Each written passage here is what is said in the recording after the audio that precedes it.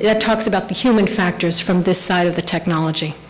Certainly service opportunities, we can have more opportunities in daycare for children, geriatric home care, and corporate telehealth is something that I think will come to be, where companies will incorporate telehealth applications so that their employees don't have to travel an hour to get to their physician for a follow-up, and they'll be able to get their follow-up appointments in that way. Certainly, there are opportunities in the cruise ships, for hotels, the tourism market. We've been approached certainly by a number of companies who want to do some tourism telehealth.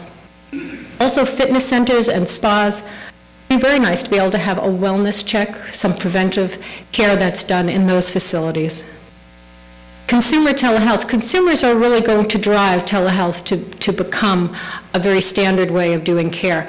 There have been studies that document patients, customers, will pay out of pocket for the convenience of seeing someone by telehealth. The Continua Health Alliance is an association of industry, and they are working on standardization and specifications. They have consumer telehealth as one of their key priorities. But in order to have a robust telehealth system in Florida and in the country, you need educated professionals, and there really aren't that many folks out there who you could hire. We just hired 2 people from another area. They're AV techs, but we will train them to become IT technical professionals. To train doctors how to do this, that's important. Nurses, they're the ones who are going to be presenting. And your administrators, what does it mean, and what are the special considerations to be able to provide care that way? In the fall, the University of Miami will be having its first telehealth training academy. Scott Simmons, when he was at East Carolina University, had a very successful telehealth program and actually trained many of the folks who are running the telehealth programs in the state programs that exist today. This is our team, and I introduced you to Scott and Tom. We'll be here the rest of the afternoon, and I'll be happy to entertain a few questions. Thank you.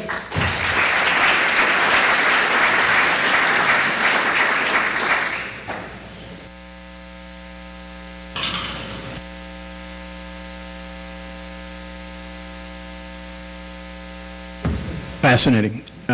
You spent a lot of time in terms of the communications capability. How much analytics are you actually deriving from the data that is passing through? In other words, you mentioned the ability to communicate a lot of information through. Some of those you could actually automate, and given that there is no change in a given profile, you really don't need any intervention per se from a medical professional. I mean, you could get to that level of intelligence at some point in time. But the main thing is how much trending of information you're actually able to capture. Are you developing expert systems behind this thing to actually start monitoring what is normal behavior and associated with a given population set, a given lifestyle, et cetera? My answer is that there are some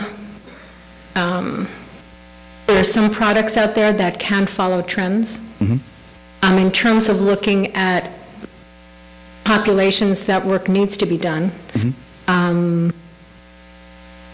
Tell me the rest of your question.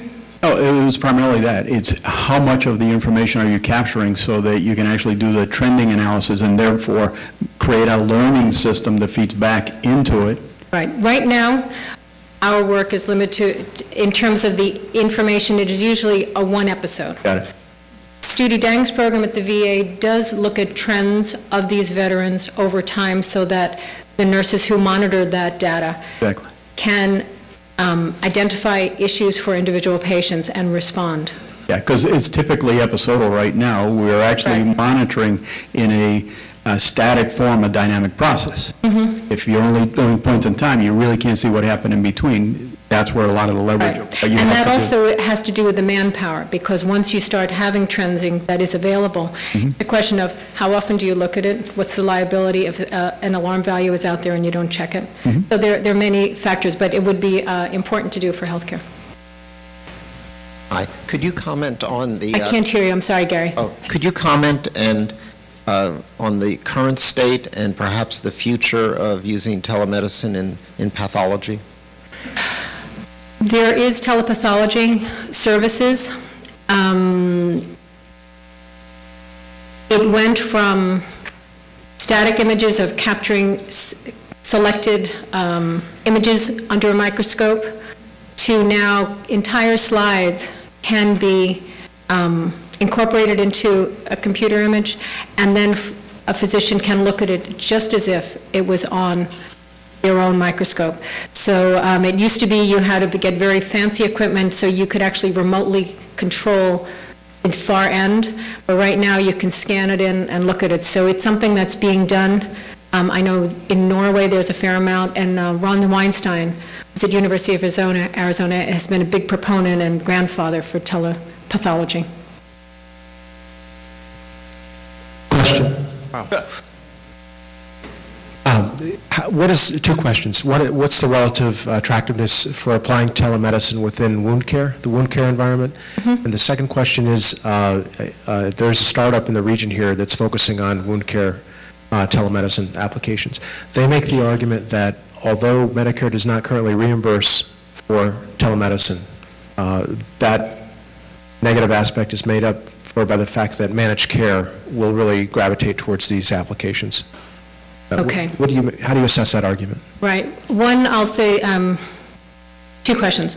So in terms of wound care, there are programs that offer wound care, and actually I'll ask Tom if you want to make a comment about that. I'll defer to Tom in one moment. But let me respond to the question about reimbursement.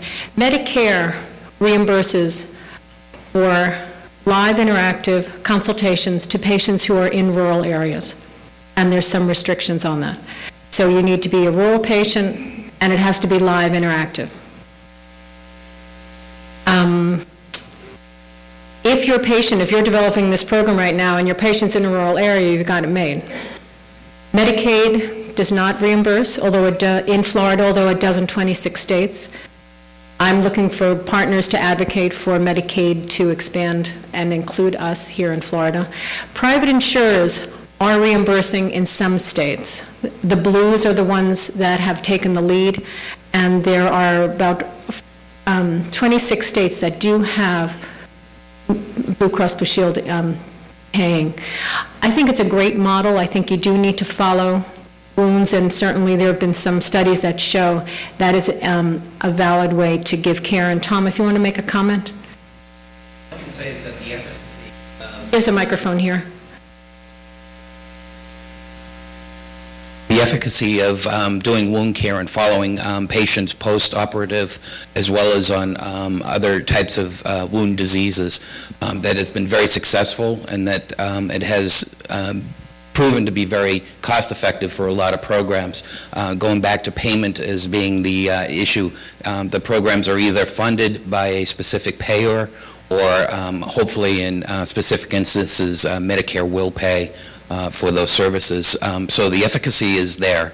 It's just a payment program and problem at this point in time. Thanks.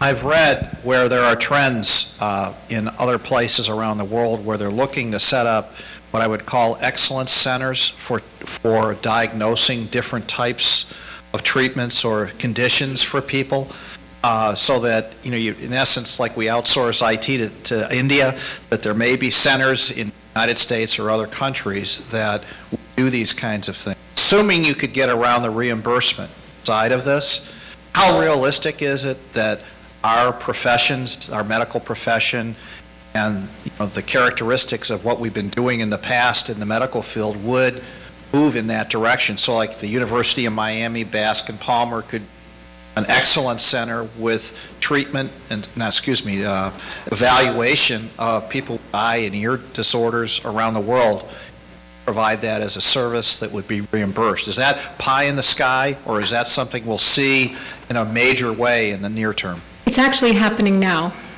So the answer is it will expand. Right now, University of Miami is providing dermatology care to the Army because there is a need. University of Maryland provides radiologic images